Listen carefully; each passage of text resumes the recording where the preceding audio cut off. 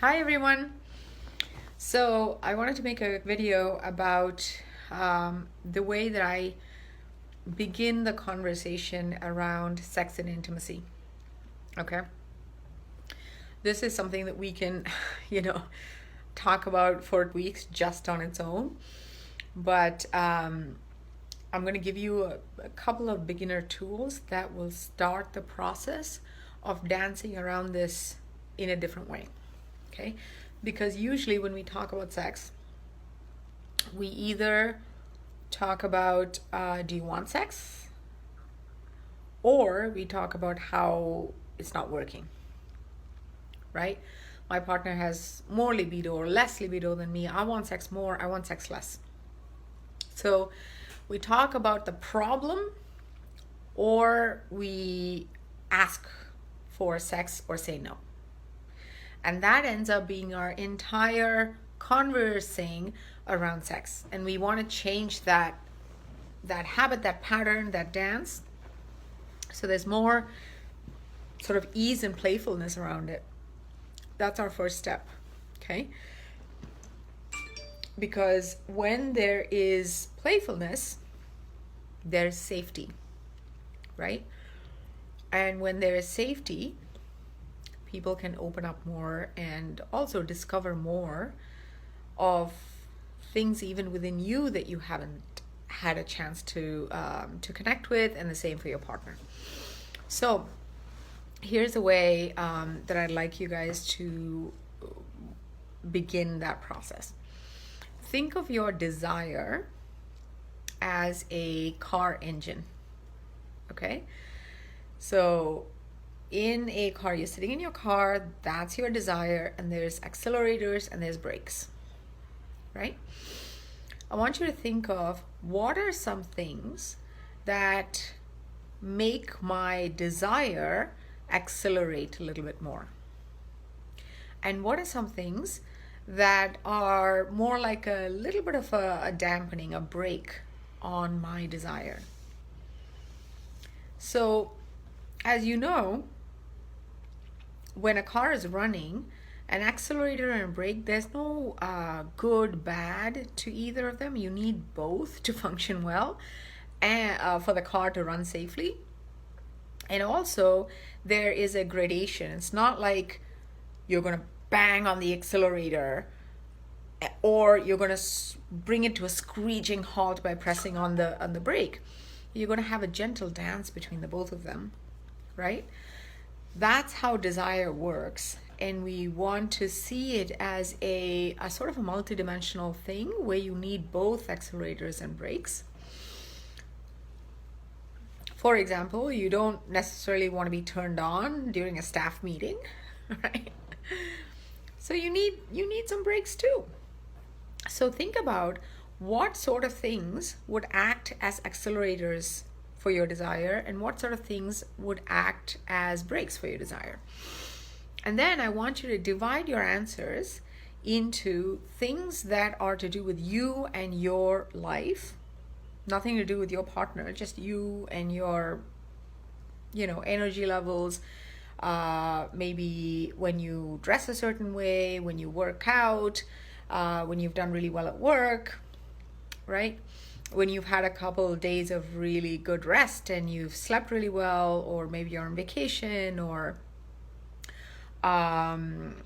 you're at the beach, right? Different environments, different triggers within prompts within our own lives tend to be accelerators and brakes. In terms of brakes, I can say for myself, if I have a really heavy meal, I don't really want to fool around, right? If I haven't worked out in a while, I kind of feel not as confident. If I haven't slept well, right? So those tend to be somewhat breaks, meaning that they can still, because of some huge thing that is pressing on the accelerator, I might be able to get over those breaks. It's not an either or, it's just there are factors that gently press on this or that. And then think about the same, what are accelerators and what are brakes in my relationship. For example, when your husband works out, somebody said the other day that when their husband works out and he comes back from the gym and he looks all sweaty, that's a turn on for her, right?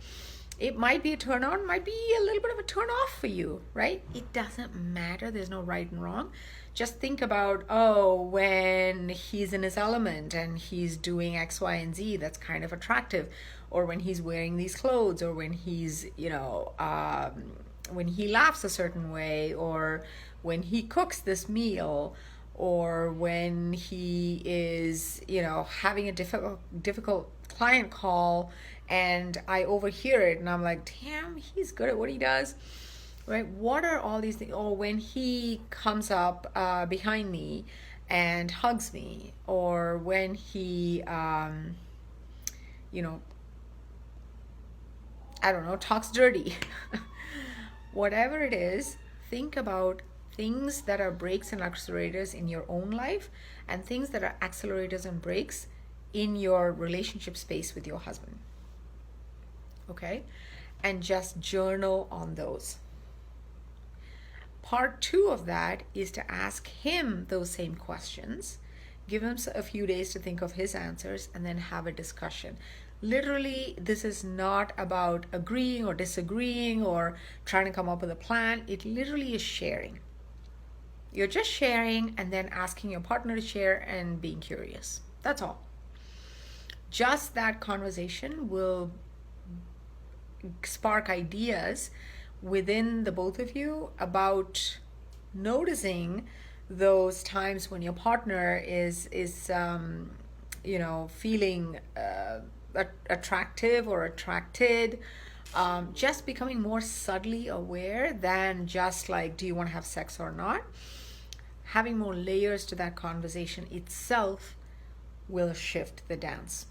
Second thing is how to ask and approach for sex and how to say no if that day you don't want to. Okay? So the way to approach for sex, what I found to be really helpful is to think of desire in that moment as a thermometer, right? Let's say from 1 to 10. 1 is, I don't know, I'm not really feeling it. I'm like dead tired, I have a headache, or I feel nauseous, or whatever, right? And 10 is like, I want to tear your clothes off. Okay? So think about when you are approaching your partner and you want to be intimate, because desire isn't like switched on and off, it is a gradation, especially for women, right? Not always, but often for women, it requires some amount of, foreplay and getting ready, getting in the zone before you feel your desire really up there. Men, not always, but often will come to the encounter already ready to go, right? So and please feel free to download this video and share it with your partner. Whoever is approaching for sex, if you can ask your partner, hey, I feel like fooling around, where are you at? That allows your partner to be able to say, instead of saying a yes or no, you might say, I'm at like a 6, but I could be convinced. Why don't we just make out and see where it goes? Why is that important? Because just in the making out, you will probably come to a higher number. So there's more chance of this becoming a moment of intimacy rather than yes, no answers. Also, sometimes if it doesn't, your partner will be able to take that better because you've still been intimate, you've still, had some sensual sexual contact, and because you do say yes some of the time, they will be able to be okay with when you've made out and you're like, oh, I'm still exhausted, right? That's one thing. So when you're approaching, see if you can ask for your partner's number. And if you're the person being asked, see if you are even at like a 5 or 6. That means that you're even willing to maybe make out and see where it goes. Okay? The second part of this is how to say no.